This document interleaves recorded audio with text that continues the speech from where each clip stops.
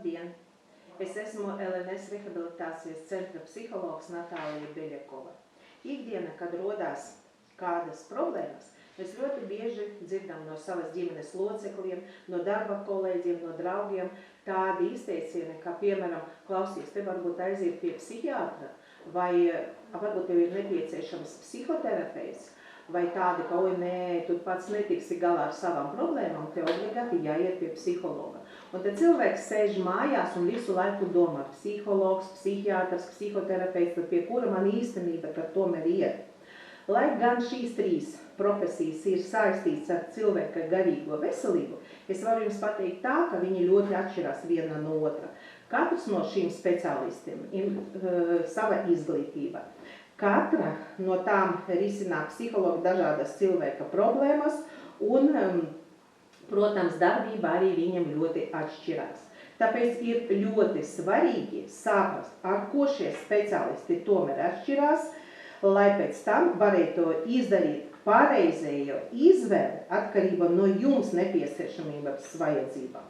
Kas ir psihiatrs? Psihiatrs ir ārsts ar augstāko izglītību, kurš var uzstādīt diagnozu, ja cilvēkam ir kaut kāda psihiskā slimība, un tikai viņš var izrakstīt jums medikamentus. Ja?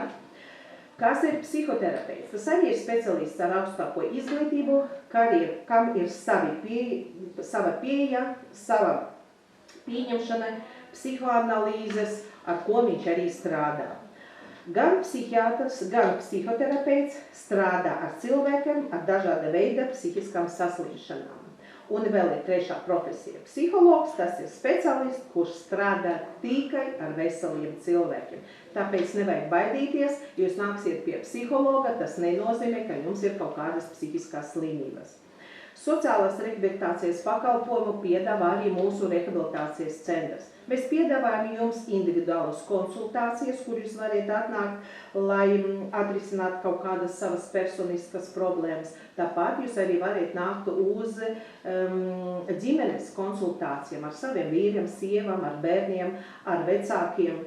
Mēs jums piedāvājam arī apmācību, kur jūs varat tikt galā ar savu stresu, ar emocijām, ar dažāda veida problēmas, kur ir saistīta ar komunikāciju, paklausīties dažāda veida izglītojušas lekcijas un apmeklēt grupas nodarbību. Grupas nodarbība var būt pēc kaut kādām tēmām, vai jūs varat paši izveidot savu grupu, kur jūs varat nākt ar saviem draugiem vai kolēģiem, ja? Pieredzes apmaiņai vai kaut kādu saņemt psiholoģisko atbalstu.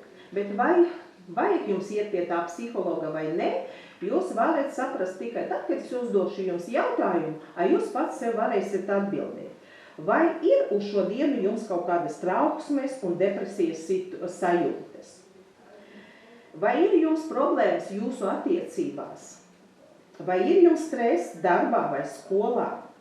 Vai bija jums kaut kādi zaudējumi? Vai bija kaut kādas traumas psiholoģiskas, vārdarbības?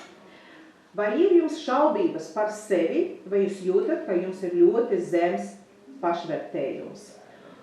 Vai jums ir kāda atkarība, vai no alkohola, vai no smēķēšanas, vai no narkotikas lietošanu, interneta atkarības, azartspēles, telefona atkarība? Varbūt jums visu laiku gribas patstāvīgi ēst, varbūt jūs gribat iet visu laiku uz darbu, jūs nedomājat ne par sevi, ne par savas ģimenes locekļiem, tikai darbs un darbs, varbūt jums arī ir seksuālas atkarības. Varbūt jums ir kaut kādas personiskas izmaiņas, piemēram, jums kaut kur pārcelties, vai jūs zaudējat darbu, ja varbūt jums nesen bija šķiršana kaut kāda, ja? Vai citas dzīves veida izmaiņas, citas problēmas. Jo sazināšana ar psihologu ir solis uz sevis izpratni un dzīves kvalitātes uzlabošanu. Tāpēc vēlreiz pateikšu, ka nevajag kautrēties, jo rūpes par savu garīgo veselību ir ļoti svarīgi, tāpat kā arī rūpes par savu fizisko veselību. Un es jums varu pateikt, ka tikai spēcīgs cilvēks domās par savu garīgo veselību. Ja tomēr ir tas jūtas, ka jums ir nepieciešams atbalsts, nevajag kautrēties un nekavēties, jums vajag nākt pēc palīdzības pie psihologa. Parūpējamies par sevi, un viens par otru. Paldies par uzmanību!